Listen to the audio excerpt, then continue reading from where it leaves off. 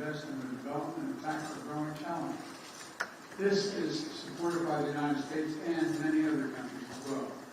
Next, we're launching a new era of technological cooperation between the United States and Kenya. That means new partnerships with industry, artificial intelligence, semiconductors, and cybersecurity.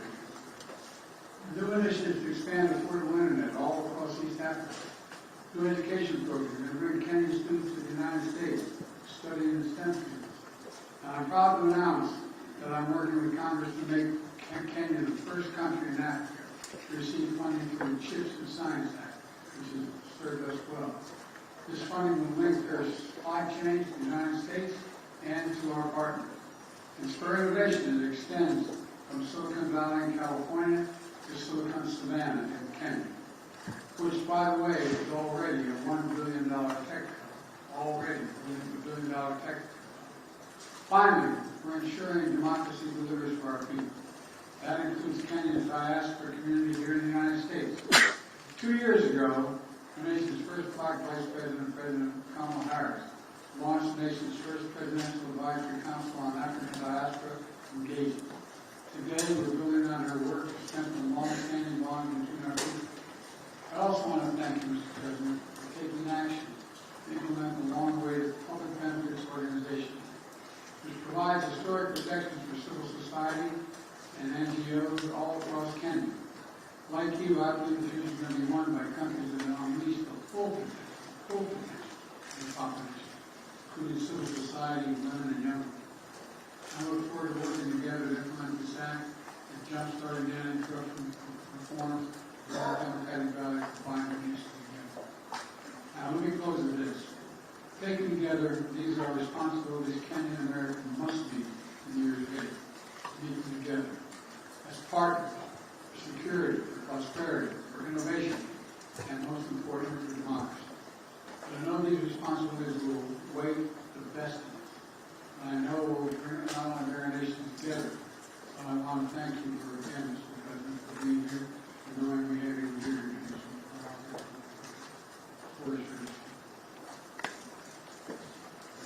Thank you, Mr. President, and I want to, in a very, very sincere way, thank you, Mr. President, for inviting me to make this visit to the United States. On behalf of the people and government of Kenya, I also take this opportunity to express my deep gratitude for the warm welcome we have received on our arrival and the excellent hospitality of the American people. My visit provides us, Mr. President, with the opportunity to celebrate 60 years of bilateral relations rooted on shared values of freedom, democracy, rule of law, equality, and inclusivity. My visit takes place at a time when democracy is perceived to be retreating worldwide. The accelerating drift towards regimes indifferent to democratic values is a deep concern to us, and I believe it is time the U.S., working with Kenya, deploys its capabilities and rally like-minded democratic countries to set up the goals of democracy. During our discussions, we agreed on the significant opportunity for the U.S. to radically recalibrate its strategy and strengthen its support for Africa, as discussed at the U.S.-Africa Leadership Summit, by enhancing its investment in the institutions of African integration and increasing support for peace and security. As we take this historic step of elevating our partnership to be more effective in addressing global challenges, it is important for us to appreciate that many countries in Africa, including Kenya, are struggling with an overwhelming convergence of multiple shocks, including extreme climate events, justice stress, and the disruptive upheavals in Europe and the Middle East, whose cumulative impact is to divert national resources for investment in people and economic growth into managing climate-induced crises and solving sovereign debt.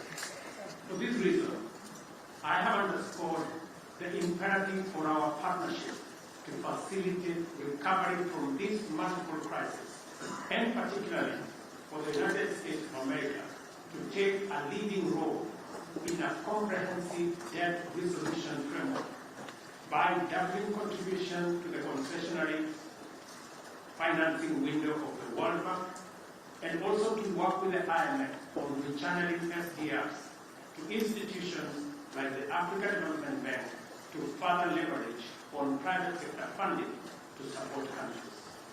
Unless this is done, and done immediately, the values of freedom, democracy, and the rule of law are in great jeopardy. On regional peace and security in the Horn of Africa and the Pacific region, I express optimism that Kenya and the U.S. will innovatively design appropriate defense and security frameworks to help Kenya as the anchor state and the region in general to deal with the peace and security challenges that are undermining human well-being, slowing down development, and also having a negative impact on democracy. We affirm our mutual commitment to the stabilization of Haiti through the multinational security support mission. The Kenya-UN Climate and Clean Energy Industrial Partnership we have just committed to is an encouraging milestone on our collective journey and builds on the paradigm shift we have inaugurated at the Africa Climate Summit in Nairobi last year. Accordingly, Africa's resource potential is a huge opportunity to deploy U.S. technology and investment to catalyze unprecedented growth through green industrialization. We've also agreed to hasten the renewal of the Africa Growth and Opportunities Act to sustain the rising momentum of our investments and exports in the manufacturing space. Similarly, we agreed to undertake sustainable green growth by facilitating conclusion of our strategic trade and investment partnership alongside the renewal of AGOA.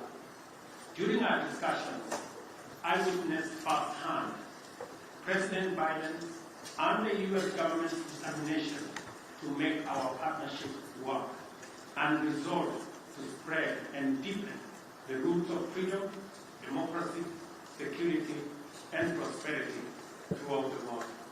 As my visit comes to a close, I am confident that our engagements have laid a solid foundation for us to continue the good work we have begun with stronger faith and greater hope for success, because in Joe Biden, Kenya and Africa have a strong and committed friend. I thank you. Thank you, President. You are a friend, and we're offering 4 billion people. The idea that you can ignore it makes no sense at all. First question, Michael Wilner from Clashton.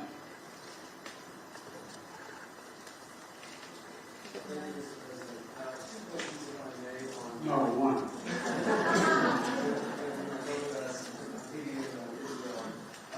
Your administration went on a worldwide search for security forces, Vietnamese forces, and potentially Canadian, Chilean, any but American forces, to say that this multinational security support mission for Haiti before Kenya stood up to lead. Can you explain why it is that you believe on the one hand that this mission is so critical, and on the other, why it is that we have categorically ruled out contributing U.S. forces to this effort? Is it your goal to beat back these things, or to continue on Israel? Does the United States... I'll answer your question. The question with regard to Haiti is, we concluded that for the United States to deploy forces in the hemisphere just raises all kinds of questions that can be easily misrepresented about what we're trying to do, and be able to be used by those who disagree with us and against the interest of Haiti and the United States. So we set out to find a partner or partners who would lead that effort that we would participate in, not with American forces, but with supplies and making sure they had what they needed. And so, I'm very grateful for President Ruto's leadership here. multinational effort, but Kenya's willingness to really lead this matters. You're not the only country, but you're leading this effort.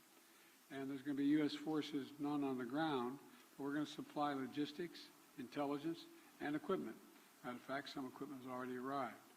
And Kenya is stepping up with police, and other countries plan to do as well. The United States is going to support the collective effort here. And of course, Kenya won't be going it alone. We're working with Congress to provide $300 million to MSS mission and an additional $60 million for equipment assistance. And we've received and are continuing to bring major contributions from other partners in as well. President Ruto and I agree that Haitian people deserve better. They deserve peace and security, and I thank him for taking on this responsibility, but we have his back and we're there all the way. I do have a question for you, President Ruto, but before I do, I do very briefly have a question on whether the United States has any evidence at all that would substantiate the ICC prosecutors' specific allegations against Israeli leaders that they are using starvation as a tactic of war in Gaza, or exculpatory evidence for that matter, and if you would commit to releasing that information before any potential issuance of ICC arrest warrants. And President Ruto, the mission that Kenya is about to lead in Haiti is obviously a support mission that is well known, but the fact is that Haiti's national police have been internationally funded and trained for some time, and nevertheless have obviously failed to beat back these gangs. Will Kenyan forces in partnership with the MSS be out front in the fight against these gangs, or will they be a static force behind the HNP? And are you concerned about casualties among the Kenyan forces? Thank you very much. Kenya believes that the responsibility of peace and security anywhere in the world, including in Haiti, is the collective responsibility of all nations and all peoples who believe in freedom, self-determination, democracy, and justice. And it is the reason why Kenya took up this responsibility, because we have been participating in peacemaking, and we have been participating in peacekeeping over the last 40 years in 47 countries, including very difficult neighborhoods like what we're going to face in Haiti. We are going to take up that responsibility alongside the Haiti police, and we have clear modus operandi, how we are going to relate with the situation on the ground that has been agreed under the United Nations framework. So we are looking forward to this deployment because we believe that the women and children in Haiti deserve peace like all other women and children and people around the world. Look, we made my position known on ICC. You guys never keep the deal, but that's okay. We've made our position clear on the ICC. We don't recognize the jurisdiction of ICC the way it's being exercised, and it's that simple. We don't think there's an equivalence between what Israel did and what Hamas did. Okay, next. Do I ask the next question as well? Let me ask Ayub Abdikadir from Kenya for the next question. Is Ayub? Oh, yeah, Ayub. Thank you, Mr. President. Thank you. One question, and this is on Haiti.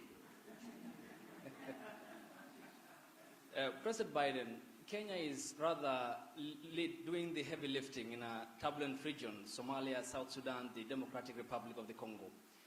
Washington, as you have mentioned, has committed millions of dollars for the cause in Haiti. Isn't it ironic that while America is ending its forever wars in Afghanistan, the latest in 2021, under your leadership, when you withdrew troops from Kabul, and that you're committing Kenya to another foreign wars 12,000 kilometers away from Nairobi? I mean, why the discrepancy? Why the dichotomy? while you are ending your forever wars, overseas wars, yet you are committing Kenya to Haiti. Can you explain that?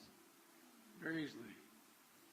There's a reason why Afghanistan has been known as the graveyard of empires. The likelihood of anybody uniting Afghanistan is highly, highly, highly unlikely, number one. Number two, there are ways to control ISIS other than occupying Afghanistan. It was an unnecessary need. Now, with regard to Haiti, Haiti is in an area of the Caribbean that is very volatile. There's a lot going on in this hemisphere, and we're in a situation where we want to do all we can without us looking like America once again is stepping over and deciding this is what must be done. Haitians are looking for help, as well as the folks in the Caribbean are looking for help. And so we checked out with a number of other countries. The one who stepped up was Haiti. We committed to provide the wherewithal, the intelligence and equipment and the like to Haiti. And so it's a logical thing. And you have a first-rate capability, and you keep your word. That's an important dynamic.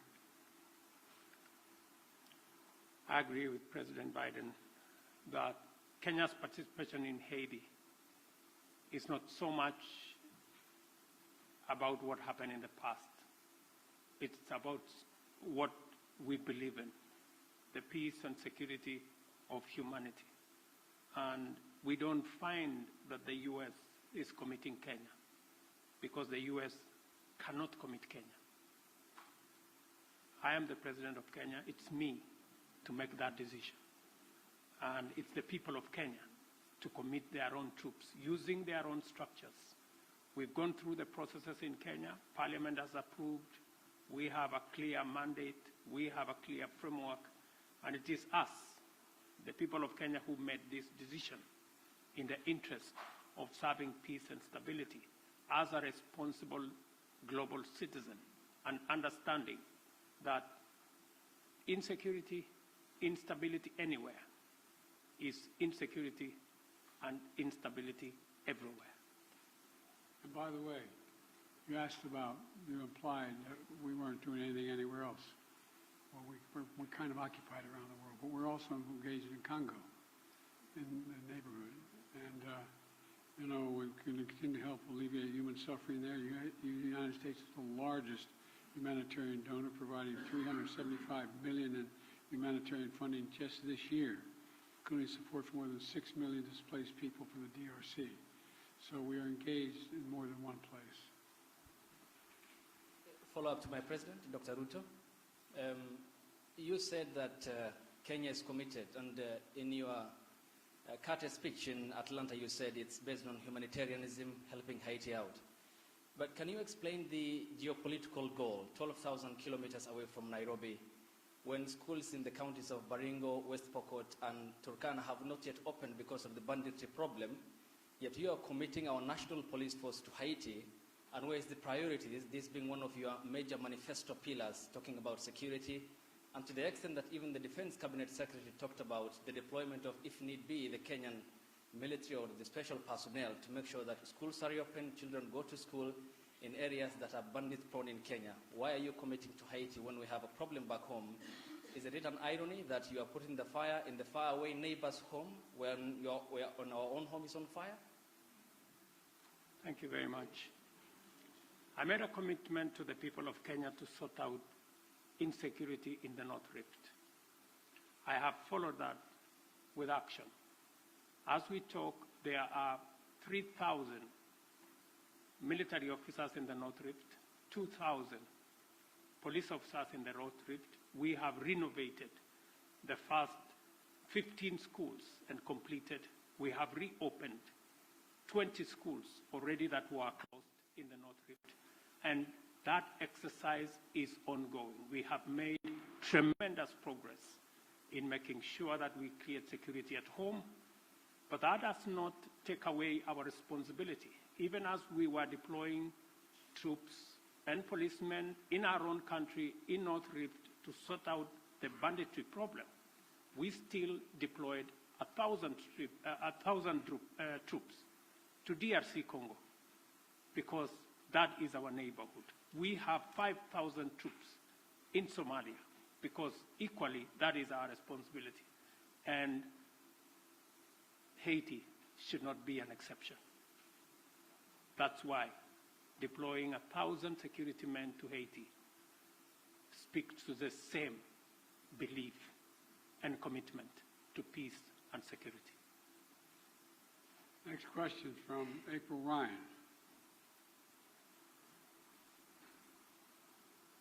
Mr. President, President Biden, President Ruto, thank you.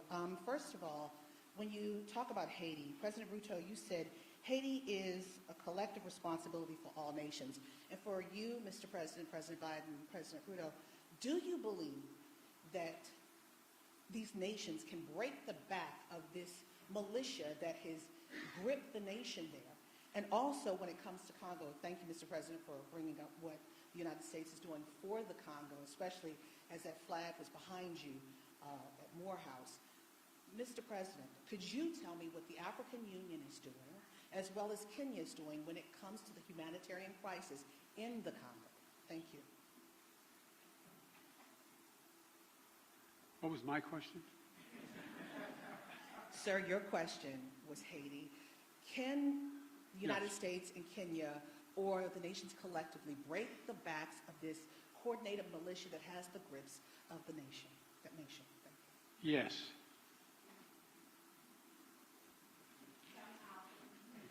The very way we're doing it. We're not talking about a 1,000-person army that's made up of trained persons. This is a crisis. It's able to be dealt with. And we think we can deal with this way with a multinational approach, with Haiti leading the way and us providing the intelligence as well as equipment. Gangs and criminals do not have nationalities. They have no religion. They have no language. Their language is one. To deal with them firmly, decisively, within the parameters of the law. And that's why we're building a coalition of nations beyond Kenya and the US, many who are making contribution towards the MSS force in Haiti to secure that country and to break the back of the gangs and the criminals that have visited untold suffering in that country. On DRC, the AU, the East African Community, and Kenya are seized with that matter. I've just told you that Kenya had 1,000 troops in Haiti. We now have another 800, not in Haiti, but in DRC. We now have another 800 troops from SADC. We are going to be having a meeting of the East African Community. I did send my my foreign minister to Kinshasa. They had a conversation. And shortly, we will be looking at how to begin the dialogue process under the Nairobi process, because we believe there is no military solution to what is going on in DRC, but instead, dialogue should be able to give us the necessary momentum and outcomes that would settle the matters in Eastern DRC. So both the AU, the East African Community, and Kenya as a country are seized of that matter. We know that the humanitarian crisis in Eastern DRC has displaced close to 7 million people. And I want to thank the United States of America for stepping in with humanitarian support for that region, because it is a collaboration of different countries in different ways to deal with that situation. The rest of us are committing troops. We are committing deploying our infrastructure to facilitate the resolution of the matters in DRC.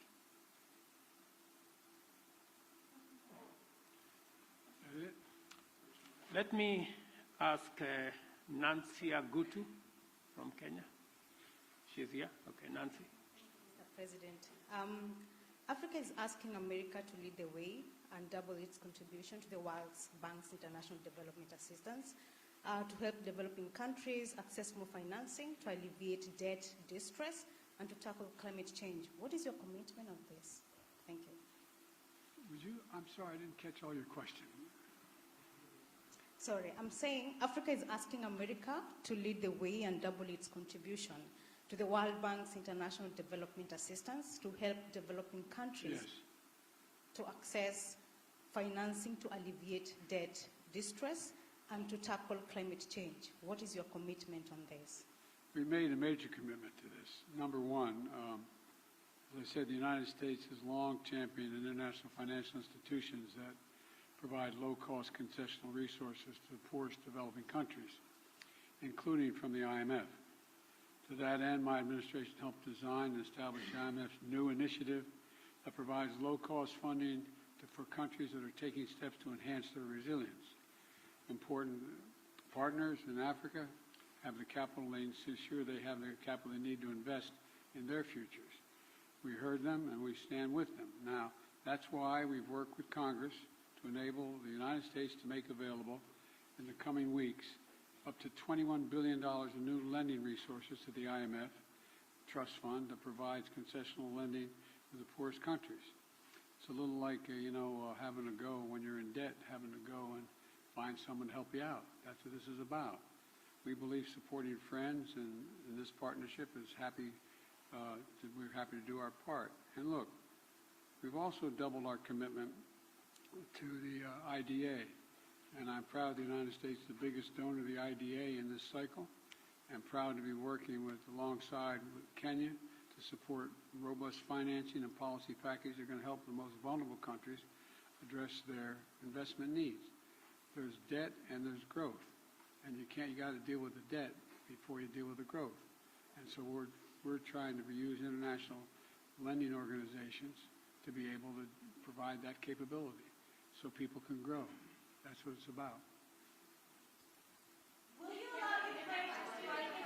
Whoa!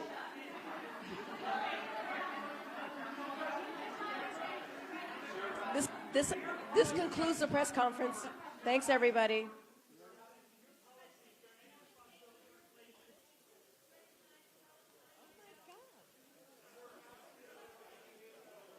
Thanks, you, everybody. This concludes the press conference. Thank you. Thanks, everybody.